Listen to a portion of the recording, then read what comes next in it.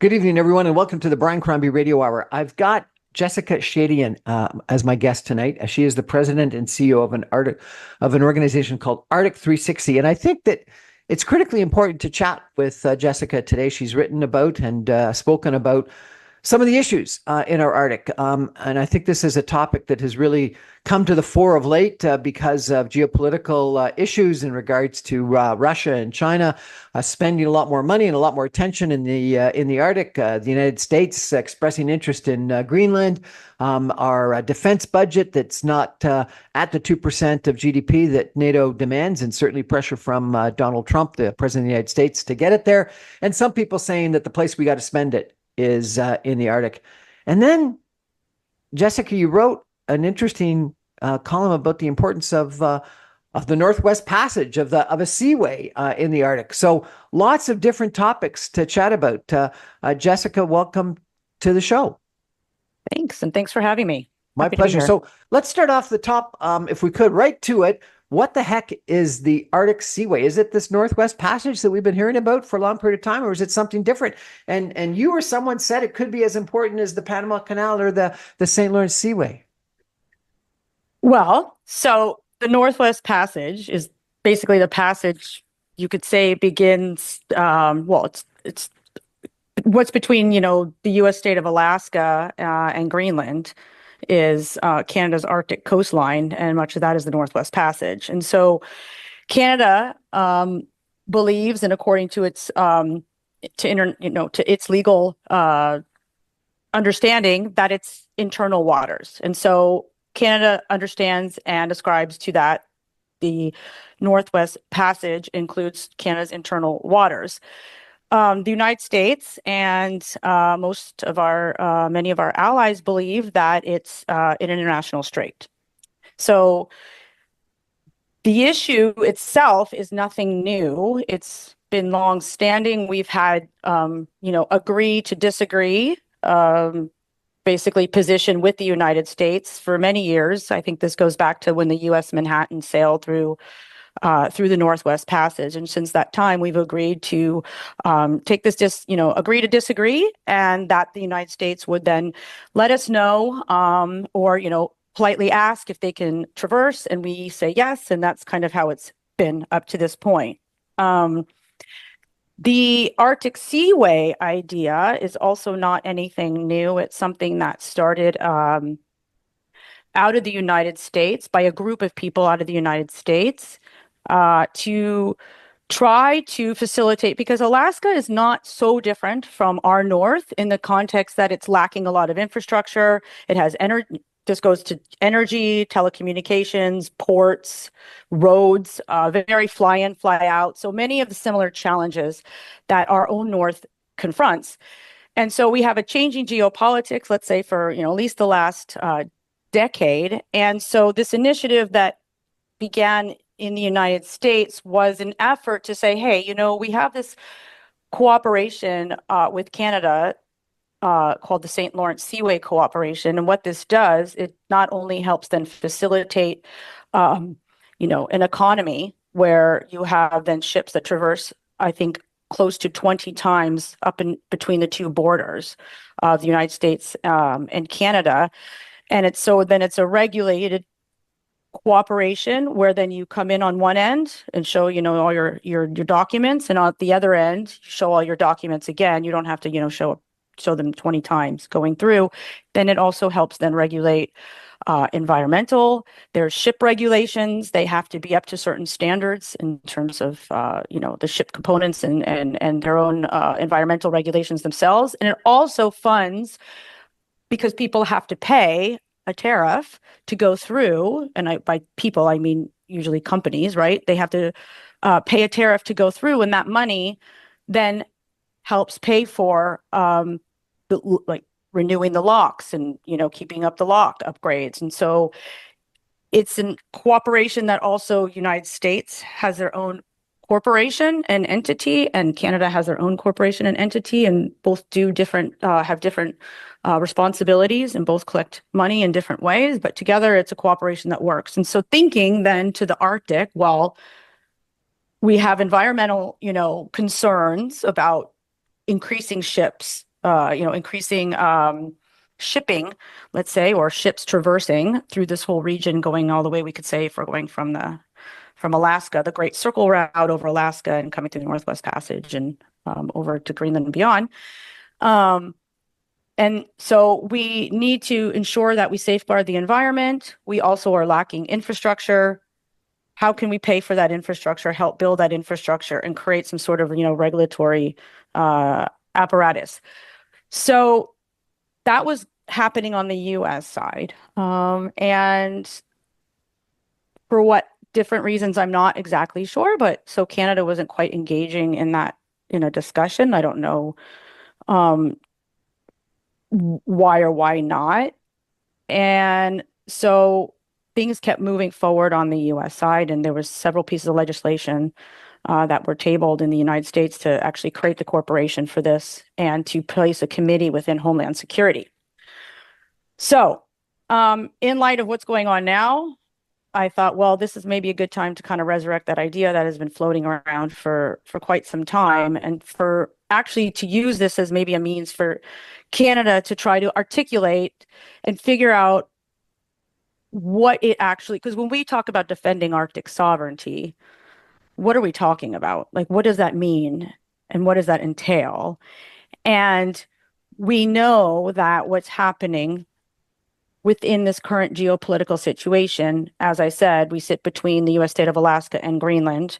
We have a new administration in the United States who wants to Take over Greenland by force, right? If necessary. It wants to annex Canada and make Canada a 51st state. And we also have this other play that's going on. And we know, should I keep going? Because we know from the last US administration, Trump administration, that there was efforts to, they talked about transiting the Northwest Passage, that Canada's stance on the Northwest Passage was, quote, illegal. And we know that at that time, there was already great interest by the United States to build, icebreakers, but lots of them, lots of icebreakers. And so this is just kind of picking up in an accelerated form what was already happening in the first Trump administration.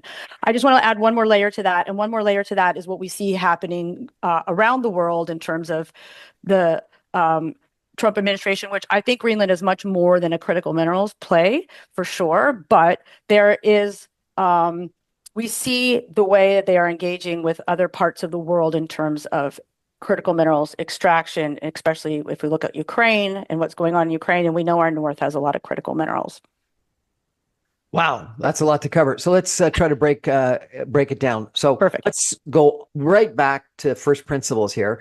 And please educate us, why this dispute between it being Canadian territory versus international waterways. I thought the Northwest Passage traversed between different bodies of land, islands that were Canadian. And so therefore all the water in between, I would have thought would have been Canadian. So what's the Canadian argument that it's Canadian territory? What's the American or other argument that it's an international waterway?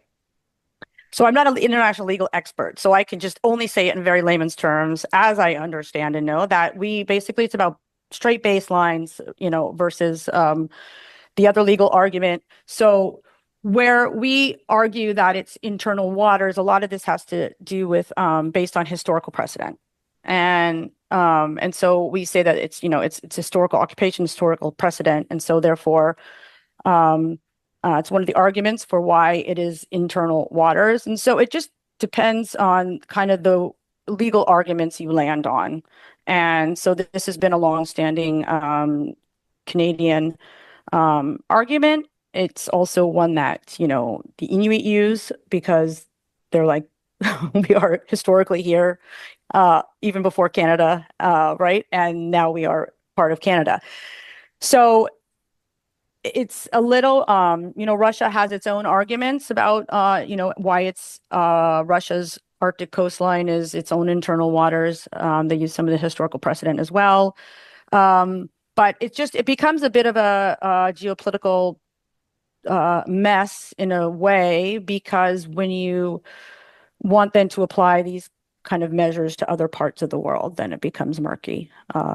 in other parts. So you're saying that the United States and some of our other allies are arguing that that we don't have Canadian ownership, sovereignty, effectively over all of the Arctic, and the Arctic that we thought we owned, and the Northwest Passage, that we always thought was a Northwest Passage through Canadian waterways, is actually an international seaway. Is that correct? Yeah, well, everyone has a coastline, right? And then they have the EEZ, and then there's the like the outer continental shelf. And so the way the entire Arctic is being carved up based on the outer continental shelf ridges that sit under the ocean, those are that's based on research, and that is ongoing, and it's based on research that all the Arctic states are doing, and oftentimes in cooperation with one another. So it's not a very contentious scientific endeavor. It's one that, so Russia's made several submissions. The US is not, and all of these submissions go through UNCLOS, which is on the United Nations Law of the Sea. And then there's the Law of the Sea, the commission that actually like then adjudicates and looks at, well, okay, what is the scientific evidence here? And they don't then land and say, therefore it's this nation's, and the other nation doesn't have that. The boundaries are here. It's where we see then, based on all the scientific evidence, that this is, it looks like these are the boundaries and this is where they go. Now you need to go figure this out amongst yourselves. So every Arctic state is a party to that, except for the United States. Every country is a party to that, except the United States. Every Arctic state is a party to that, except for the United States.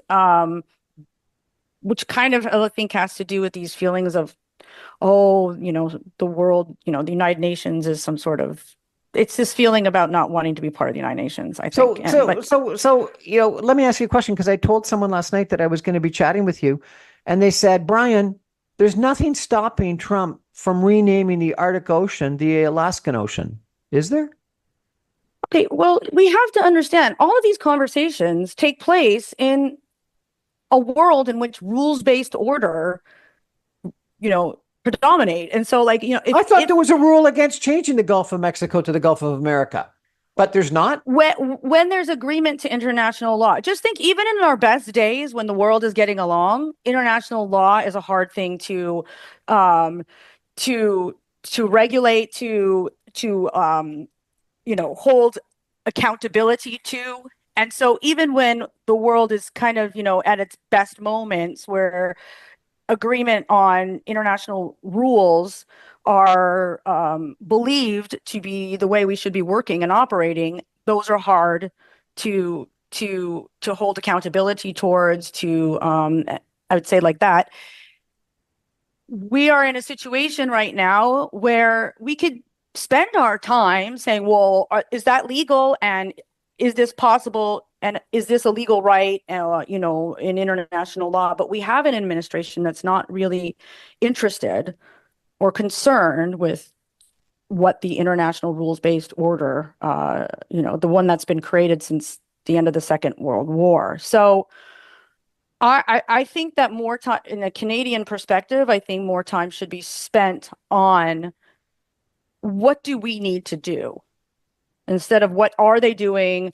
What is the atrocity? What is, we're aghast. We can't believe it. But we're friends with the United States, to just kind of turning and to focusing on how to be doing in the Arctic what we should have been doing for the last, Okay, so that's years. That's what we got to turn to next. We got to take a break for some messages. We're going to come back in 2 minutes with the president and CEO of Arctic 360, Jessica. Sorry, apologize. How do I pronounce your last name? Shadian. Jessica Shadian, and talk about what we should be doing in the Arctic. Stay with us, everyone. Back in 2 minutes.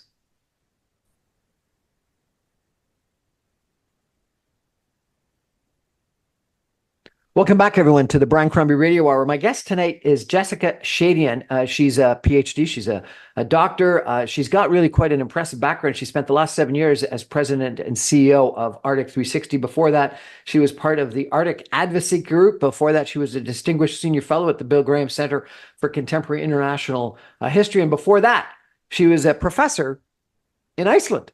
All over the place. That'll be interesting to chat about with you. You've got a PhD in global politics from the University of Delaware. And I got to ask you, What is Arctic 360?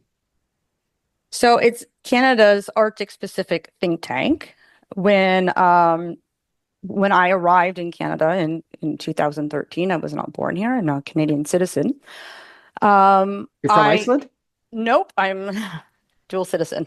So I'm from the United States originally. And so, but I had spent 10 years writing most of my PhD dissertation and then working in Europe, but it was largely in my first inroad into the Arctic. Well, I spent some time in Rovaniemi, Finland, and then I worked in Kirkenes it's in northern Norway on the border with Russia. And so I spent about 5 years working and living there, and then but also in Buda, which is right on the Arctic Circle in Norway. And then I had a position in Iceland as well. So I've been Why quite the a incredible interest in the Arctic?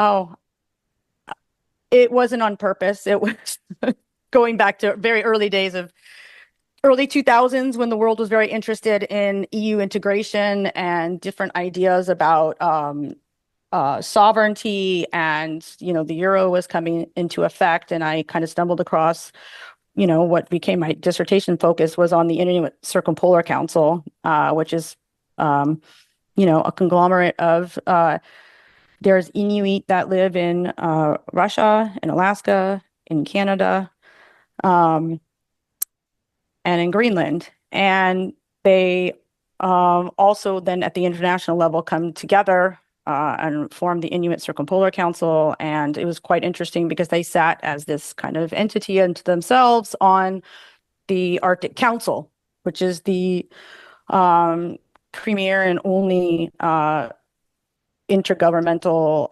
organization that's focused on Arctic governance issues. And so you have certain Indigenous permanent participants who sit then and have a seat at the table. And so that was a very interesting configuration at the time when when we were trying to understand different entities and how they operate within a world of states. A lot has changed in many ways since 2003. So Arctic 360 is a think tank, and you It spent most of is. your career dealing with Arctic issues.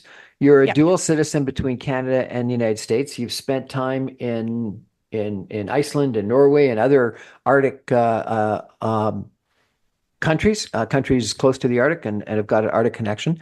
One of the issues that's come up of late that I know you have an opinion on, and so I want to ask you about this, is that Canada has not been spending up to our committed 2% of GDP on defense. And some people are saying that the biggest or one of the biggest areas of need that we have been derelict in not spending is money securing our sovereignty in the Arctic, and that we should be spending up to the 2% of GDP that we have committed to in NATO, and we should be spending some, if not a lot of that money, securing Arctic sovereignty, and doing that with icebreakers, doing that with submarines, doing that with military bases, et cetera, et cetera. What do you think? I think it goes far beyond just the NATO 2%, and which is what led to the creation of Arctic 360, actually. After living in different Arctic countries, and then arriving here and realizing, well, we need an Arctic think tank, first off.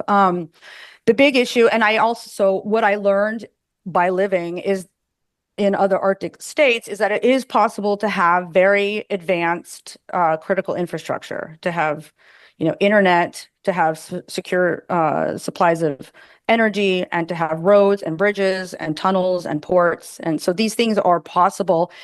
And realizing here in Canada and actually living here that, well, there's a different conversation taking place, and it's a sense of kind of everything's impossible in our north.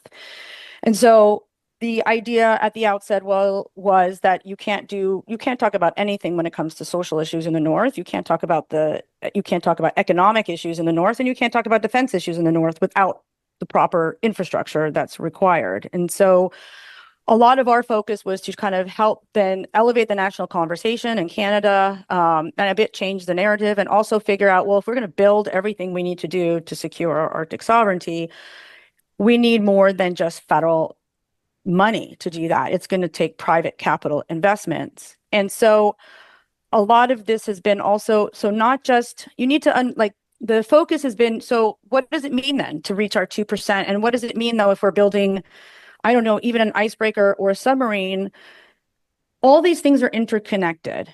And so at the same time, other Arctic states in their north, they don't only just have this kind of critical infrastructure we're lacking here, but they also they see their north as their economic potential, their economic future, also their political.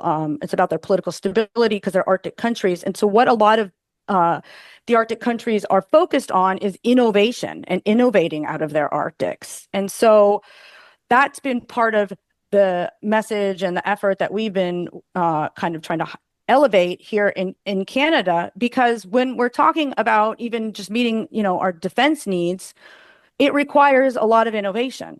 So whether we're building a port, which now we're seeing the second half of 21st century infrastructure is not just a big cement piece of thing in the water, it's censored, it's smart, it's talking to, soon to be a ship that's autopiloted. And so we're getting into a new era just of that type of infrastructure.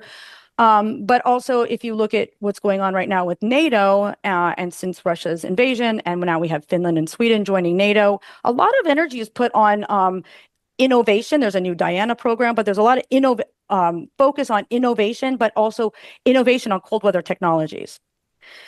And so this goes back to then, if we want to try to understand what we need and what we need to do in our north, this is a much bigger discussion than let's build a base, let's get a submarine, right? Let's build, some icebreakers. It's much more holistic. We should be exploiting our north. We should be developing our north.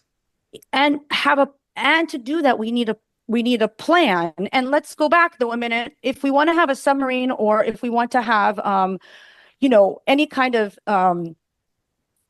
let's say, okay, we're going to build a base, and we're going to and let's say, this is like the conservative plan, for instance, which I'm glad that there's more attention to the north, absolutely.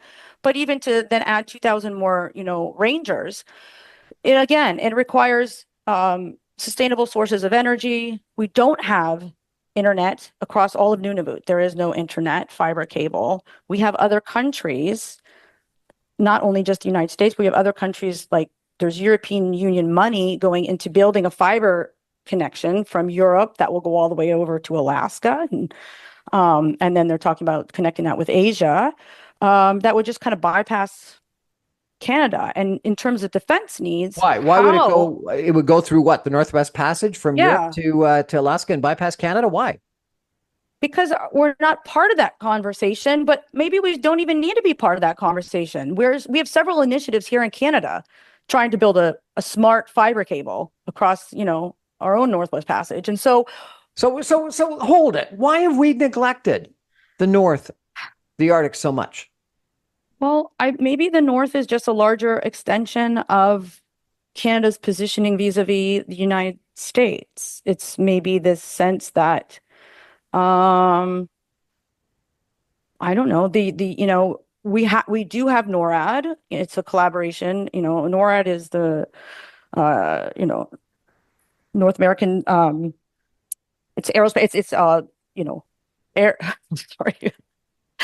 It's our collaboration with the United States on air, right? But for NORAD, but for military modernization, right? And so, yes. But it includes the DEW line, and these are things that came, that were built during the Cold War.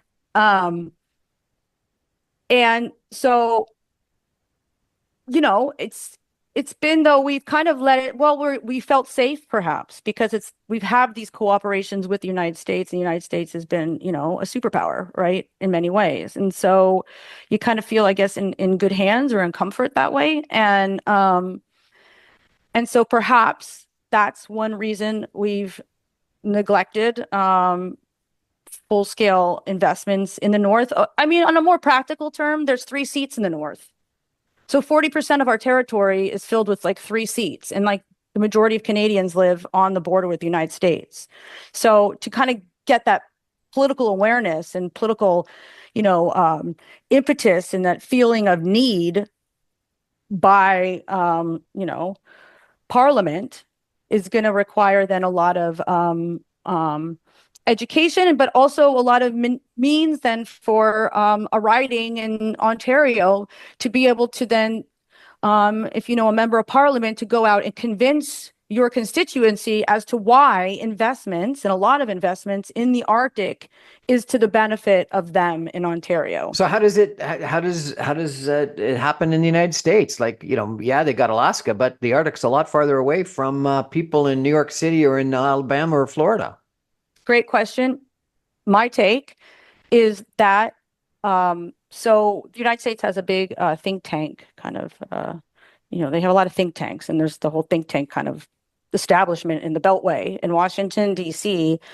And about 2 years, perhaps before Arctic 360 began, the Wilson Center, they had something called the Polar Initiative, and it was kind of, stumbling along a bit. And then they brought in by a few people who were very motivated from Alaska to renew this Arctic entity within the Wilson Center, basically convinced the CEO at that time, we need to build this back up. We need to build an Arctic think tank within Wilson Center that can, that's robust and doing a good job.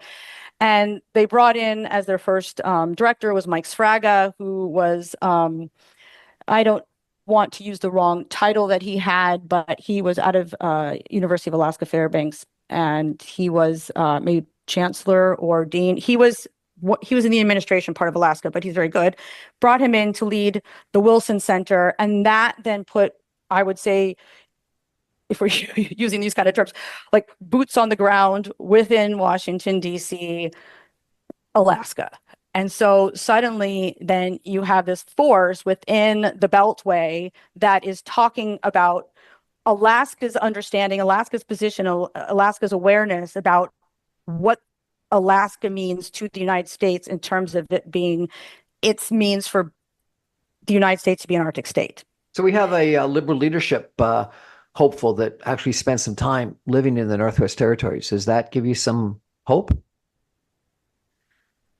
Perhaps this is across the board. I think that we need all parties to be as motivated and serious about the North. And I also think that to do what we need to do is not going to be only issues that fall within the camp of one party, because the way to actually then defend our sovereignty, and this again, these are interconnected. So, you think about it interconnectedly, and it will actually then be to the benefit of all pieces, but it's very much a social issue.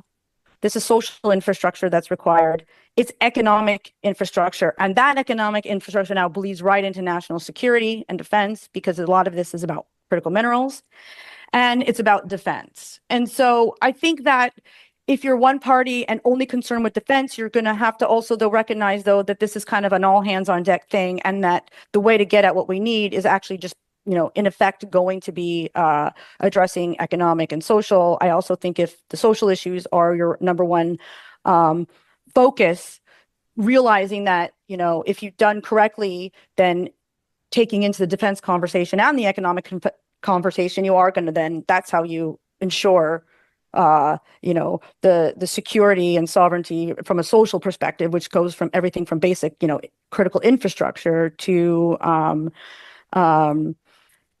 having economic opportunities and to defense issues. Jessica, we spoke a couple of years ago, and the issue then was Chinese investment in critical minerals in the Arctic and its proximity to a Canadian military base. Let's take a break. And when we come back, I'm going to ask you about, are we concerned about what China, what Russia, what the United States might be doing in our Arctic? And should we? And should we be doing anything about it? Stay with us, everyone. Back in 2 minutes.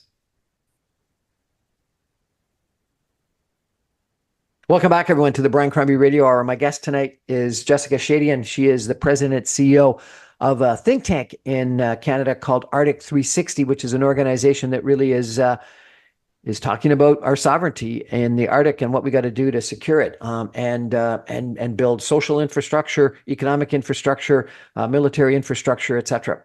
Jessica, as I mentioned just before we went to break, we talked before, and then you were really concerned about Chinese investment and acquisitions of mines in the Arctic. Excuse me, particularly because it was proximate to some Canadian military establishments. Tell me, should we be worried about what other countries are doing in the Arctic, and are other countries doing more in the Arctic than we are? So in one on the one hand, well, we should be worried. We should always be conscious of what's going on around the world and how it impacts and affects Canada at all times.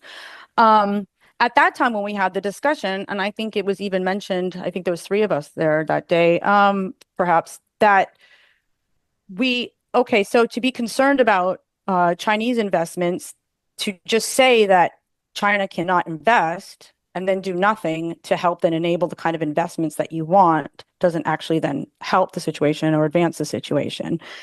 And so I think this is what So what gets happened? back Did we say China shouldn't invest? I don't even remember what happened. for one of the mines. And then And did Canada luckily, invest?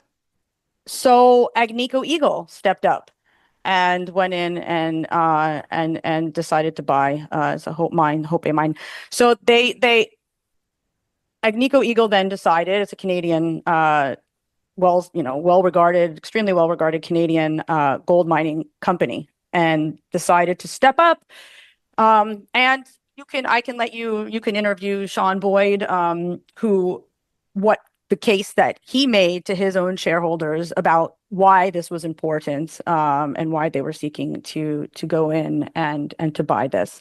So that just worked out to the advantage that way. But other than that, there's still a lot of whack-a-mole going on. But so I think again, this is so that focus on talking about, oh my God, what's China doing is maybe a little bit akin to now, what's America doing, what's the United States doing. I think we need to be focusing on what we need to be doing.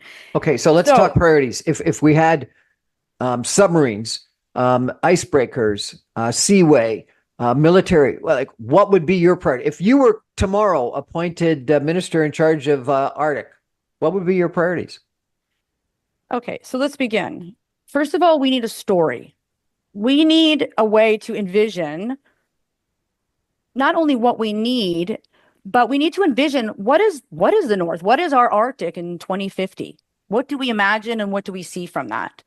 And so we need leadership to say this is what our vision is. This is the kind of Arctic state we want to be. This is the kind of role that we want to have as an Arctic nation within the world. And then from there, you kind of build backwards. Okay, assume we want to be an Arctic nation exploiting our critical minerals, our infrastructure, and managing a seaway.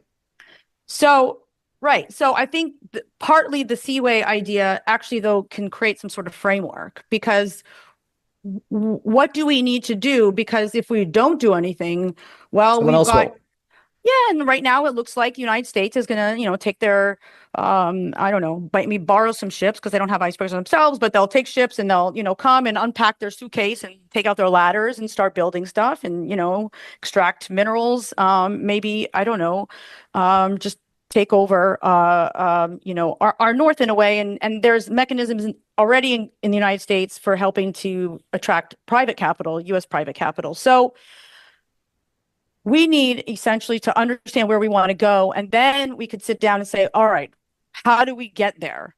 And so I don't think what we've been doing for the last 40 years are just these one-off announcements and pieces all over the place. So maybe it's a submarine, maybe it's a base, maybe it's, it's a one project here, but it's buckets of money or pockets of money that are not to fully realize any one thing through to fruition. And also to take to, in all, like, if you really want to look at a lot of these projects being put forward by themselves, they're sort of roads to nowhere. They're very hard. They're junior mining entity, kind of efforts. So we need an infrastructure strategy. We need a bigger strategy. We need a plan. So we know where we want to go, and then we need to say, all right, here's what we need to do in the immediate term, the medium term, and the long term. And once you start building out what we need, then we literally need to cost that, and we need to have a cost analysis done as, okay, this is how much this is going to cost for us to do everything that we need to do. And so this, of course, it becomes building fiber cable, securing, energy sources that we need. Some of it's going to be, we need to innovate to be able to have what we need in 2050. Some of it's, we just need to get that road built now. And by doing that, then you're going to have all these other, let's say, I don't know, critical mineral opportunities. And so once we know what it's cost, how much this is going to cost, then we need to figure out how then we're going to pay for that. And that's where then the private capital piece comes in, because a lot of this then becomes patient capital. And this gets into these, so it's really hard. This is going to take a serious discussion. It's not like making announcements. It's a real discussion. And so, okay, so what does that mean? Well, if we want to attract our pension funds, which a lot of Canadians have been talking about, our own pension funds, well, what are we doing then to set things up such that they can invest? And so if you get into the critical mineral discussion, for instance, which intertwines with defense, there is discussion about how many of the mines are, they're junior mining companies. There's going to have to be a guaranteed price that these are going to be bought for, that the minerals, there's going to have to be an offtake market and with a guaranteed price. And so then who's going to be that guarantor? Who's going to guarantee that they will buy it at a certain price? Well, maybe it's Department of Defense. Maybe it's the DND that is doing that. And then DND is doing that alongside, and that then opens up an opportunity then for patient capital to come in. And so with that, then you get the opportunities then for the investments in the infrastructure supporting that.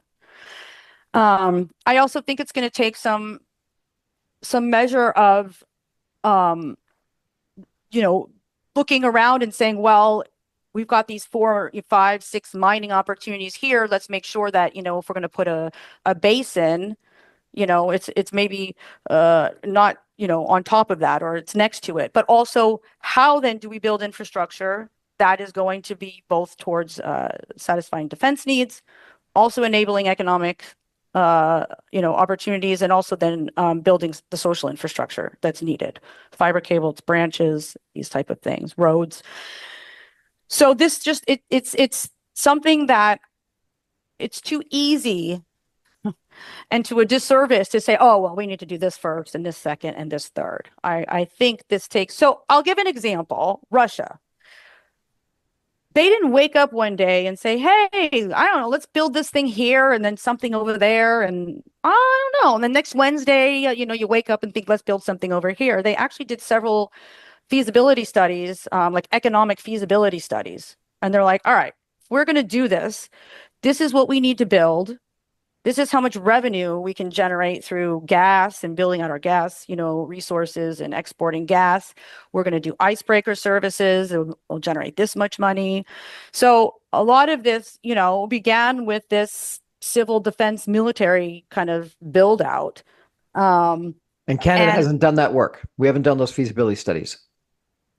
No, we do feasibility. We give money to begin feasibility studies for many different projects, but to what end? What's the vision? What's the goal? What's the strategic end goal? So we don't have that in Arctic foreign policies, not that. And, DND speaking about multi-purpose infrastructure. All this goes to say that if we just hunker down and do what we need to do, there's a massive potential here. We could defend Canada's Arctic sovereignty and security. We could be prospering from it. It will probably far exceed 2% or what have you. And by doing all of this, it actually at the end of the day serves, in many ways, I think, part ways, US, what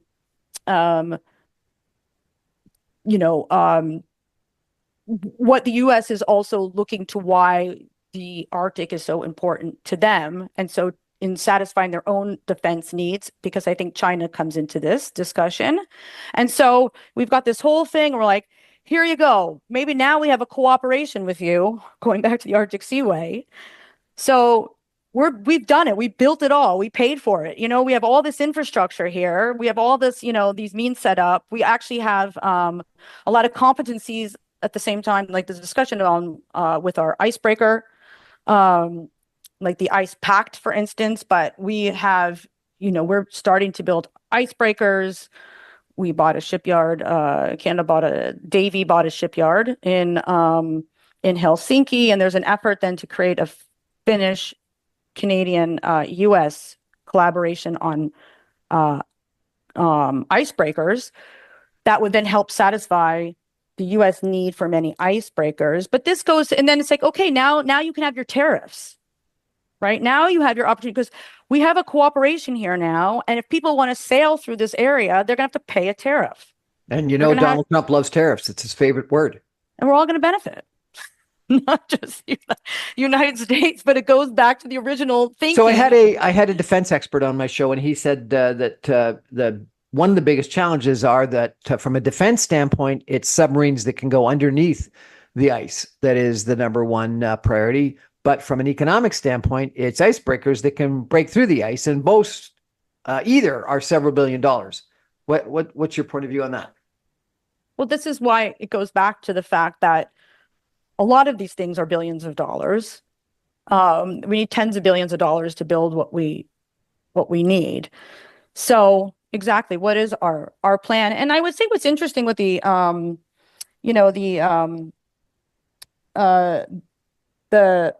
what's the name of the whole icebreaker strategy that we have the 3 shipyards now building what we need in terms of our shipbuilding needs in Canada. Those companies that are involved in this are private companies. And so they're going out and doing, what they need to be doing as a business, but it's also then serving Canada's own shipbuilding strategy, right? And so, again, we can also think about these the defense contact is all, we can also understand it and consider it in a public-private partnership kind of concept as well.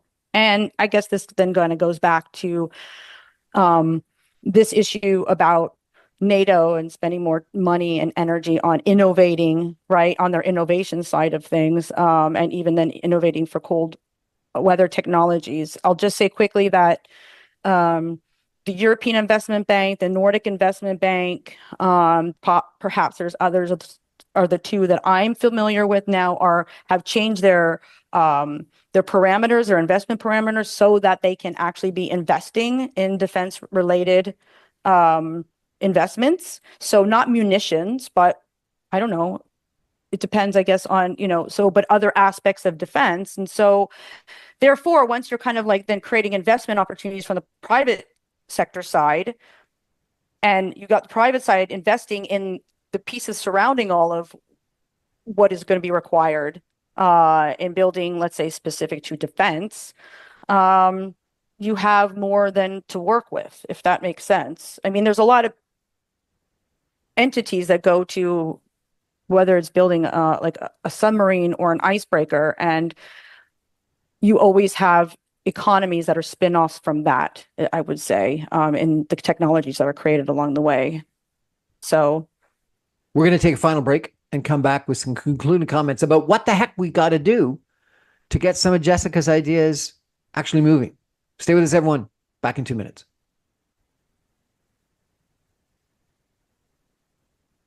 Welcome back, everyone, to the Brian Crombie Radio Hour. We're chatting about the Arctic and what do we do.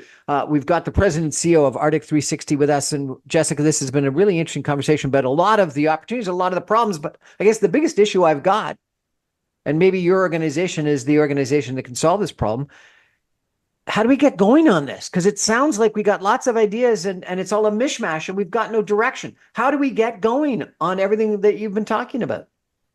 Well, for about the last 6 years, a group of us at Arctic 360, and we have, Northern, Indigenous corporations. We have the industry. We even have financial institutions. We've come together with the aim to build an interactive map that basically, first of all, we need an inventory of what we have in the North and its state of repair.